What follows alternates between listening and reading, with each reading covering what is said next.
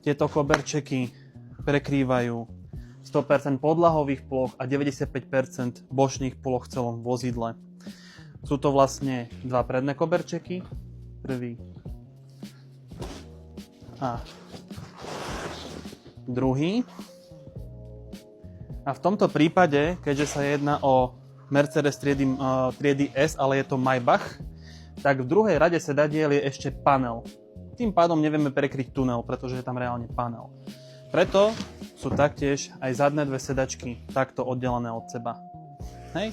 Taktiež je tam tá druhá vrstva, ktorá sa vie takto odopnúť. Vlastne všetek bordel, ktorý by ste mali v aute, viete potom jednoducho vysypať ako so štandardným autokobercom.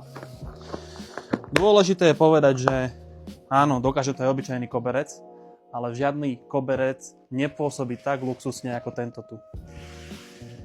Takže ako som spomínal, máme tu dva predné, dva zadné. A zároveň tu máme ešte aj rohož do kufra.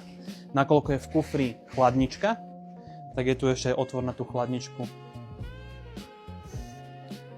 Takže tak, toto sú luxusné autokoberce od Luxury Car Design Dragonskin Elite Set Classic.